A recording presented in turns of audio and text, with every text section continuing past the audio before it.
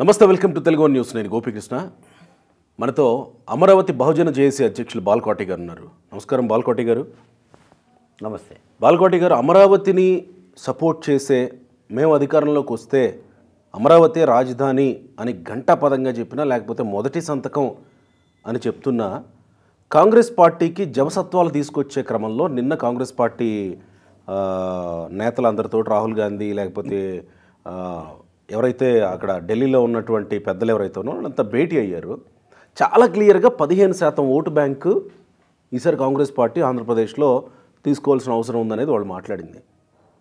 So నేను ఎందుకు ముందే అమరావతి అని అన్నానంటే, ఆంధ్రప్రదేశ్లో ప్రధానమైనటువంటి ఆకాంక్షల్లో ప్రత్యేక హోదా ఒకటైతే అమరావతి, పోలవరం, తర్వాత విశాఖ స్టీల్ ప్లాంట్ ఈ మధ్య కాలంలో వచ్చింది. మన విభజన కాలం నుంచి ఎదుర్కొంటున్నా లేకపోతే ఆశిస్తున్న ఇవి చాలానే ఉన్నాయి కదా. వీటన్నిటి విషయంలో కాంగ్రెస్ పార్టీ హామీ ఇస్తూ వస్తుంది, మొదటి నుంచి సభలు పెడతాం అంటుంది. అంతకంటే ముందు కీలకమైనటువంటి జగన్మోహన్ రెడ్డి చెల్లి షర్మిల కాంగ్రెస్ పార్టీ పగ్గాలు ఆంధ్రప్రదేశ్లో తీసుకునే అవకాశం ఉంది. ఇది మన కోర్ సబ్జెక్టు. నేను ముందు మాట్లాడింది వచ్చే దానికి అడిషనల్ సబ్జెక్టు. దాదాపు ఖాయమైపోయినట్టే ఈరోజు రేపు జాయిన్ అయిపోతుంది ఆమె. ఈ 15% ఓటు బ్యాంక్ ఎక్కడి నుంచి అనేది నా ప్రశ్న. ఇప్పటివరకు చాలా విశ్లేషణలు చూసాం.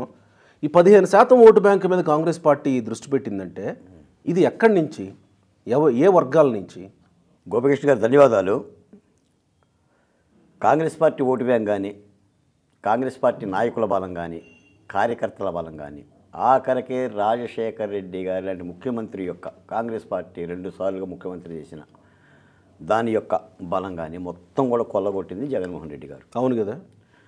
మొత్తంగా గంపనగిరికి ఎత్తుకెళ్ళినట్టు ఎత్తుకెళ్ళిపోయాడు. అసలు జగన్మోహన్ రెడ్డి గారికి ఓటు ఎక్కడిది? అన్నీ కూడా కాంగ్రెస్ పార్టీ నుంచి దొంగిలించిన ఓట్లే తప్ప. అవును, టీడీపీ పార్టీ పర్సంటేజ్ దానికి కాన్స్టాంట్గా ఉండిపోయింది టీడీపీకి. నాయకుల దగ్గర నుంచి అవును కదా, కార్యకర్తల వరకు కాంగ్రెస్ పార్టీని మొత్తం తీసుకున్నదే ఆయన. అవును. ఈ రోజున తిరిగి మళ్ళీ ఆంధ్రప్రదేశ్లో కాంగ్రెస్ పార్టీ కాలు మోపాలి, పునర్జీవం పొందాలని చెప్పేసి ఆలోచిస్తుంది. మీరు ఇందాక అన్నారు, 1 అమరావతి, 2 ప్రత్యేక హోదా, 3 పోలవరం కూడా. అవును. విభజన కారణంగా గాయపడ్డ ఆంధ్ర రాష్ట్రానికి ఈ 3 వరాలు ఇచ్చింది ఎవరు? కాంగ్రెస్ పార్టీ. కాంగ్రెస్ పార్టీని. అవును. ఈ 3 వరాలను రక్షించాల్సిన బాధ్యత కూడా ఎవరిది? కాంగ్రెస్ పార్టీదే. ఈ 3 వరాలను రక్షిస్తానన్న భారతీయ జనతా పార్టీ 3 వరాలకే ద్రోహం చేసింది. హోదా ఇస్తామన్నారు, హోదా ఎగ్గొట్టింది. పోలవరం కట్టిదేరుతాం జాతీయ ప్రాజెక్ట్ అన్నారు, పోలవరానికి డబ్బులు ఇవ్వకుండా నాటి ప్రభుత్వాన్ని నేటి ప్రభుత్వాన్ని గుంజీలు తీపిచ్చింది. పోలవరాన్ని అలానే పండబెట్టింది. రాజధాని అమరావతిని 3 రాజధానులను జగన్మోహన్ రెడ్డి గారు నాటకం ఆడుతుంటే ఆ నాటకానికి తెర వెనకుండి రాజకీయాలు నడిపేసి అమరావతిని నాశనం చేసింది. ఇది సాక్షాత్తు దేశ ప్రధాని చేతుల మీదుగా జరిగిన శంకుస్థాపన శిలాఫలకం, విక్కిరిస్తున్నా కూడా.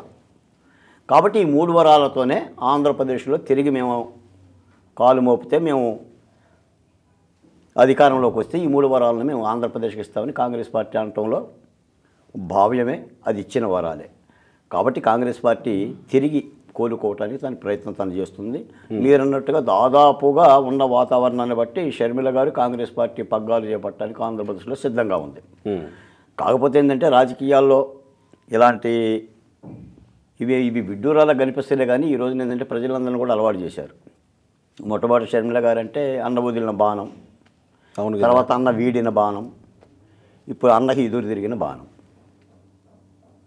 నాకు తెలిసిందంటే ఇంద్రధనుసులో 7 రంగులు ఉంటే వైఎస్ కుటుంబంలో 14 రంగులు ఉంటాయి.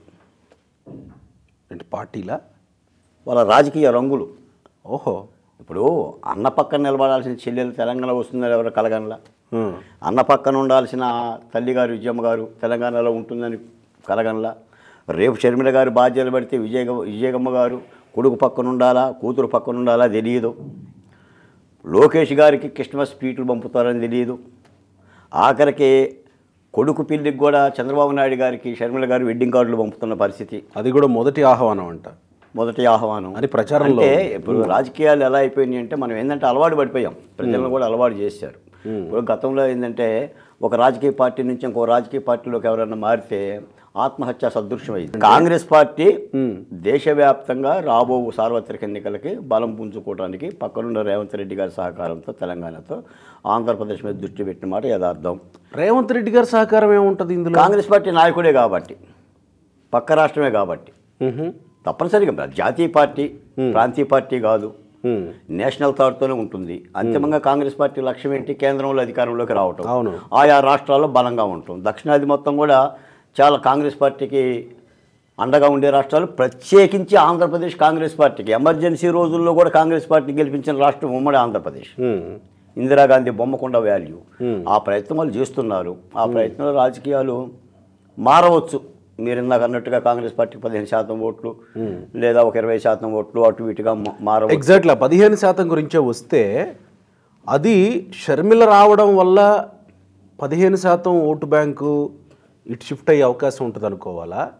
లేకపోతే ఆల్రెడీ కాంగ్రెస్ పార్టీ ఇచ్చినటువంటి హామీలు, ఇస్తున్నటువంటి హామీలు, అధికారంలోకి వస్తే ఏం చేస్తున్నా చెప్తున్నటువంటి హామీలు, లేదా పక్క రాష్ట్ర ముఖ్యమంత్రి రేవంత్ రెడ్డి కాంగ్రెస్ పార్టీ కోసం ఆంధ్రప్రదేశ్లో పనిచేయడం వల్ల వచ్చే 15% ఓటు బ్యాంకు వాళ్ళు ఆశిస్తున్నారని అనుకోవాలా? ఇప్పుడు కాంగ్రెస్ పార్టీ కొత్త పార్టీ కాదు గోపికృష్ణ. అవును కదా. ప్రజలకి చరిత్ర తెలిసిన పార్టీ, దశాబ్దాల చరిత్ర కలిగిన పార్టీ కాబట్టి తిరిగి ఆ పార్టీ పునర్జీవం కోసం ఆంధ్రప్రదేశ్లో అడుగు పెడుతుంది. సహజంగా ఆంధ్రప్రదేశ్లో కూడా ఇప్పుడున్న ప్రధానమైన పార్టీలు తెలుగుదేశం అని, వైసీపీ పార్టీ. కొంత స్పేస్ ఉంది. నేను ఒక మాట చెప్తాను. ఈ రోజున ఆంధ్రప్రదేశ్లో ముఖ్యంగా ఎస్సీ ఎస్టీ బీసీ మైనారిటీ కులాలు జరుగుతున్న ఈ అట్రాసిటీ మీద కానీ, వాళ్ళకి సంబంధించిన బాధల మీద కానీ హక్కును చేర్చుకునే పార్టీ ఏది అని కనుక గట్టిగా ప్రశ్న చేసుకుంటే పాతకాలంలో కాంగ్రెస్ పార్టీనే. ఎస్సీలు ఎస్టీలు టోటల్గా తానుముక్కలుగా కాంగ్రెస్ పార్టీకే ఓటు బ్యాంకుగా ఉన్న వ్యక్తులు ఈ రోజున జగన్మోహన్ రెడ్డి గారికి దగ్గర అవ్వటానికి కూడా ఆ వారసత్వ లక్షణాలే కారణం. ఏదన్నా కానీ ఇందిరాగాంధీ హయాం దగ్గర నుంచి కాంగ్రెస్ పార్టీ లౌకికవాద సిద్ధాంతాలతో సర్వకులాలు సర్వమతాలు అన్నింటిని కూడా ఒక కులానికి అతీతంగా ఒక సమీకరణతో పాలించిన చరిత్ర దానికి ఉంది. ఇప్పుడు అందులో మాకు చాలామంది కనిపిస్తారు, మా దళిత నాయకులు కూడా.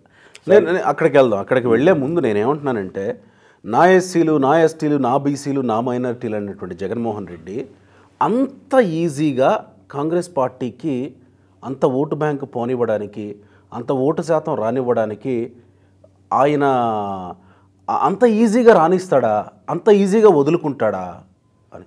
అంటే జగన్మోహన్ రెడ్డి గారి కాంగ్రెస్ పార్టీ ఓటు బ్యాంక్ ఎలా వచ్చింది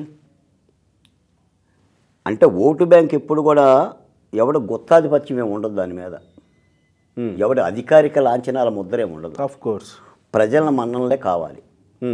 ఎవడైతే ఏ రాజకీయ పార్టీ అయితే మీరు చెప్పిన ఈ 3 వరాలను గనక మాకు ఇప్పుడు కావాల్సింది అమరావతి, ఆంధ్రప్రదేశ్కి రాజధాని లేకపోవటం వల్ల కుదేలైన మాట యథార్థం. రాజధాని కోసం 5.5 కోట్ల మంది ప్రజలు కూడా చూస్తున్నారు. గతంలో కూడా అమరావతి ఉద్యమం అప్పుడు కూడా నేనే స్వయంగా రాహుల్ గాంధీని ఢిల్లీలో కలిసాం కొప్పుల రాజుగారి ద్వారా.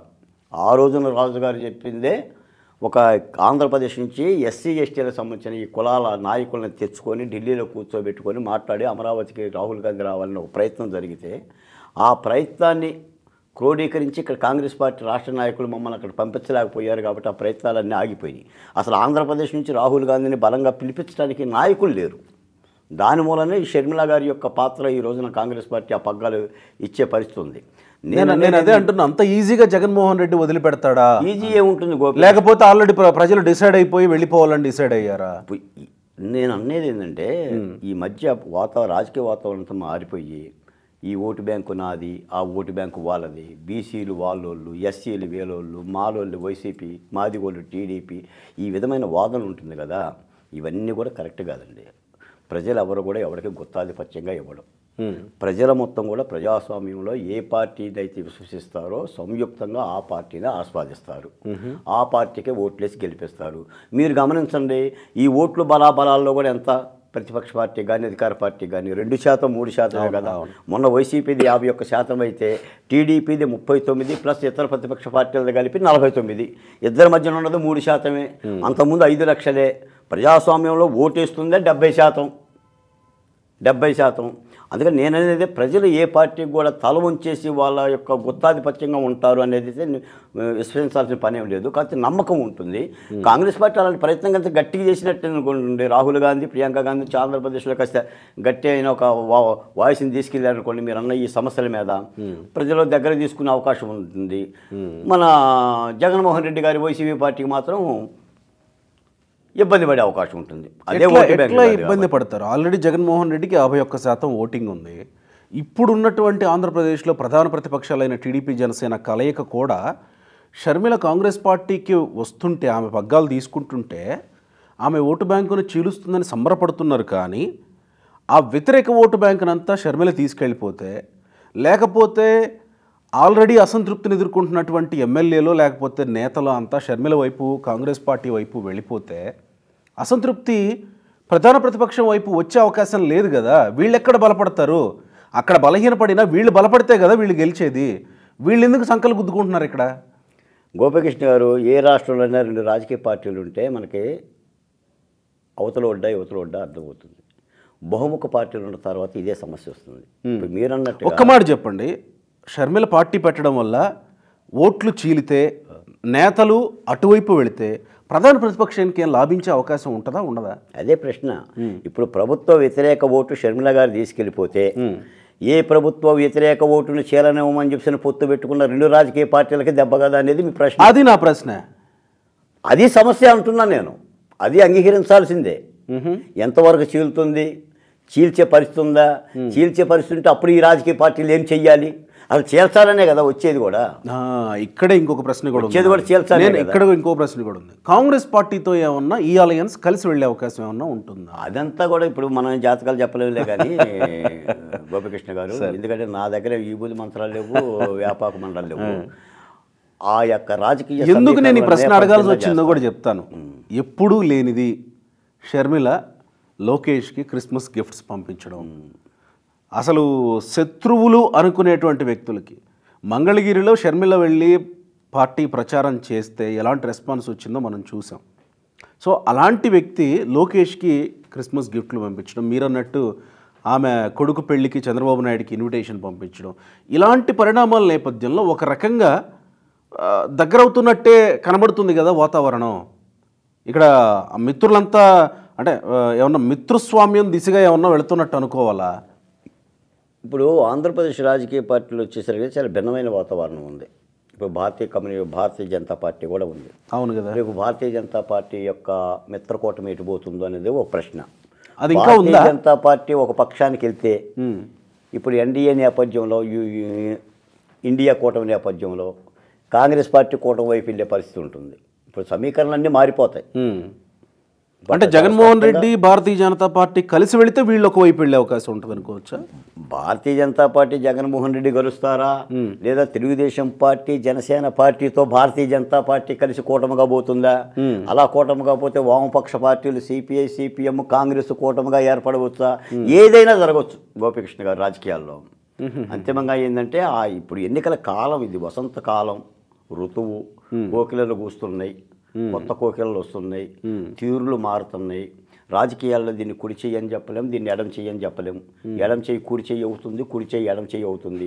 మీకు ఒక మాట చెప్తున్నా, ముఖ్యమంత్రి జగన్మోహన్ రెడ్డి గారి కాన్వాయ్ మీద రాయేస్తారని ఇప్పుడు మీరు ఆలోచించారా? నిన్న అదే కడప జిల్లాలో అప్పన్న అని చెప్పేసి ఒక వికలాంగుడు రాయేశాడు. అవును. శ్రీకాళహస్తి ఎమ్మెల్యే పిఏ ఆత్మహత్య చేసుకొని చనిపోయాడు. అవును.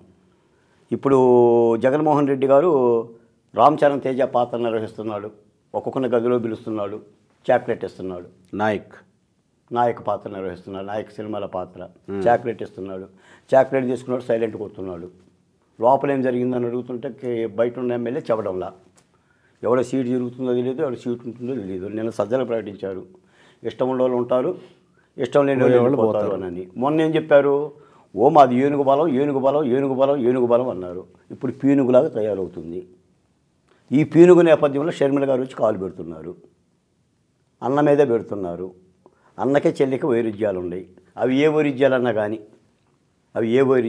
కానీ ఆమె డిసైడింగ్ అయిపోయింది. అన్నకి వ్యతిరేకంగా పోరాటానికి కూడా డిసైడ్ అయిపోయింది. ఆల్రెడీ ఒక చెల్లెలు డిసైడ్ అయిపోయి ఢిల్లీ వరకు వెళ్ళిపోయి వివేకానంద రెడ్డి హత్య కేసు మీద చాలా విపరీతమైన పోరాటం చేసింది.